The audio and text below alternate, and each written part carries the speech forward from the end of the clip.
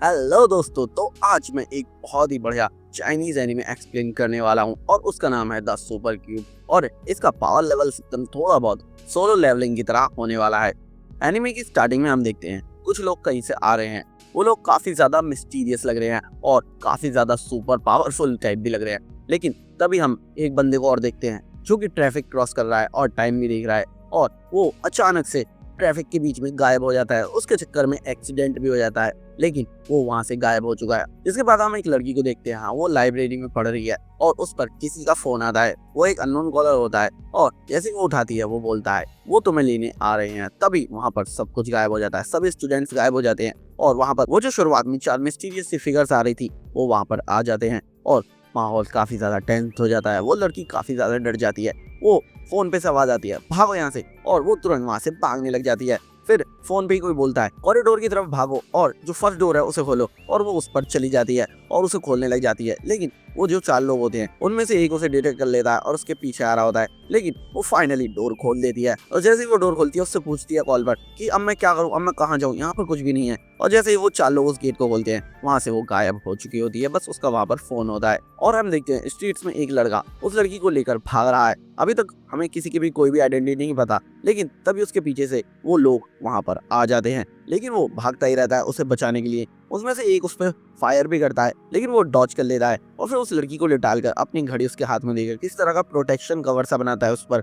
जिसके बाद वो उन लोगों से लड़ने चला जाता है और हम देखते हैं वो काफी ज्यादा पावरफुल है। हो सकता है वो हमारा मेन कैरेक्टर हो, क्योंकि अभी तक ये रिवील नहीं करा गया है कि ये मेन कैरेक्टर है या नहीं। वो उन चारों से लड़ता है और सभी को अच्छी खासी टक्कर दे रहा होता है। वो लोग कुछ ज्यादा ही पावरफुल होते हैं, उनमें किस तरह की सुपर ह्यूमन एबिलिटीज होती हैं और वो लोग हवा में भी उड़कर लड़ रहे होते हैं, जिसमें हमें साफ साफ दिखता है इसकी एनिमेशन क्वालिटी जो कि काफी ज्यादा अच्छी है एक चाइनीज एनिमे होने के बाद भी। नीचे से लोग देख रहे होते हैं इन लोगों की फाइट, और हम देखते हैं उनमें से मोस्टली लोग तो गिर चुके हैं, लेकिन एक बंदा खड़ा है और वो काफी ज्यादा गुस्से में है। वो लड़का बोलता है अब लगता है हमारे पास कोई और चॉइस नहीं है, और वो अपना रोप फेंक देता है वहां से। और वो आदमी किसी तरह का मैजिक पावर यूज करता, पता नहीं क्या, क्योंकि अभी पावर सिस्टम इसका मुझे पता नहीं है, और वो पूरी की पूरी बिल्डिंग को उठा लेता है और उस लड़के की तरफ फेंकता है। लेकिन वो लड़का आसानी से उस पूरी बिल्डिंग को तबाह कर देता है।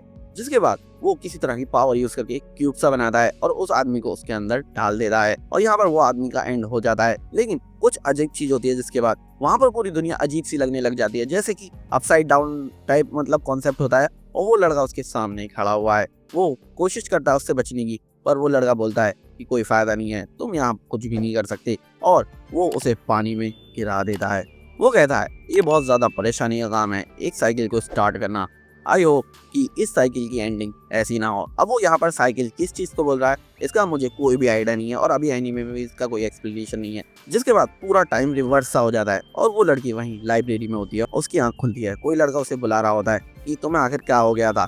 यानी कि वो पूरा टाइम रिवर्स हो चुका है और उस लड़की को कुछ भी याद नहीं है, और वो वहां से उठकर चली जाती है। लेकिन वहां पर वो वॉच होती है जिसमें टाइम रिवर्स हुआ था, यानी कि जो भी अभी हुआ था वो सब रियल था। फिर हम देखते हैं वो लड़की अपने कुछ दोस्तों के साथ किसी क्लब वगैरह में पार्टी कर रही है, और वहां पर वो लोग काफी ज्यादा इंजॉय कर रहे हैं। वो कोई गेम खेल रहे हैं जिसमें वो लड़की हार जाती है, और उससे सब उसके दोस्त बोलते हैं अब तुम्हें कोई पनिशमेंट देनी पड़ेगी। और उसका कोई दोस्त एक चिट को पढ़ता है कि इसमें लिखा है कि तुम्हें हमें बताना होगा कि तुम किसको पसंद करती हो। और वहां पर एक लड़का होता है, वो थोड़ा शर्मा रहा होता है क्योंकि उसे लगता है कि वो उसका ही नाम लेगी। लड़की का नाम शेन याओ होता है, अब से हम इसे शेन बोलेंगे, और लड़के का नाम वांग शाशो होता है जो कि उस लड़की को पसंद है।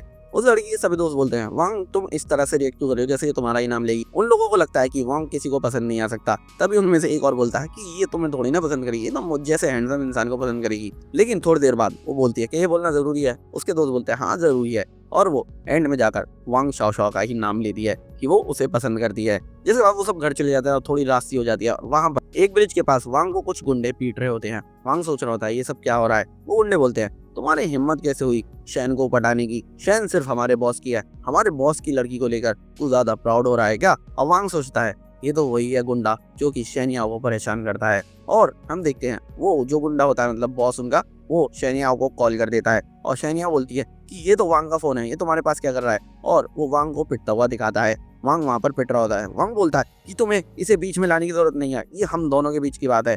लेकिन शेंग याओ काफी ज्यादा परेशान हो रही होती है और वांग को पता नहीं क्या होता है। वैसे तो वो बचपन से थोड़ा फट्टू है, किसी से लड़ता वड़ता नहीं है, और उस टाइम पर वो एक लड़के के सिर मारता है और नीचे ब्रिज में कूद जाता है और वो गुंडे सारे परेशान हो जाते हैं। उनका बॉस परेशान हो जाता है, ये नीचे कैसे गिर गया, तुमने इसे नीचे गिरने कैसे दिया। और हम देखते हैं वो पानी के अंदर सोचता है अगर मैं उसको नहीं बचा सकता जिससे मैं प्यार करता हूँ तो मेरे जीने का कोई मतलब ही नहीं है।